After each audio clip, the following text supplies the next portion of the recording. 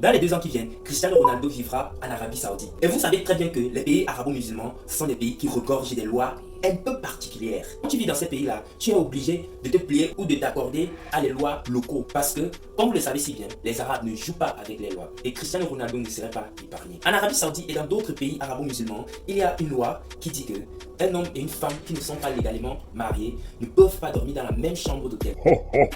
Par exemple, si vous allez en voyage avec votre compagne en Thaïlande et il vous faut faire escale au Qatar parce que votre vol part le lendemain, on va vous demander une attestation de mariage pour dormir dans la même chambre avec votre compagne. Malheur si vous n'avez pas, vous allez dormir dans les chambres séparées. En Arabie Saoudite, c'est la même chose. Tu ne peux pas vivre avec une femme que tu n'étais pas légalement mariée. Maintenant, revenons sur le cas de Cristiano Ronaldo. Cristiano Ronaldo qui a décroché un contrat de 200 millions de dollars vit avec sa femme Georgina.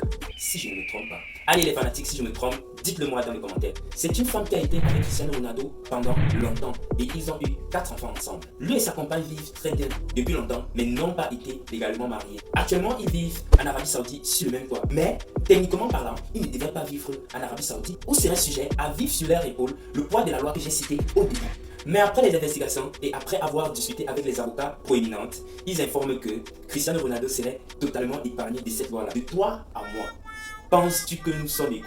C'est-à-dire qu'il vivra avec la mère de ses enfants qu'il n'a pas légalement épousée, sans difficulté, contrairement à la majorité des personnes qui ne peuvent pas le faire. Vous voyez très bien par cet acte qu'il y a une loi pour les pauvres et une loi pour les riches. Est-ce que vous vous rendez compte qu'un joueur de football a changé la loi d'un pays par n'importe quel pays, mais un pays des Arabes? Vous voyez très bien que nous ne sommes pas égaux. Ou plusieurs personnes ont essayé, certains sont partis en prison, mais une personne est venue tout changer. Waouh! Cet acte est à féliciter ou à condamner. En tout cas, dites-le moi dans les commentaires. Et n'oubliez pas de vous abonner. Les aïe, c'était un on apprend tous les jours. Goodbye.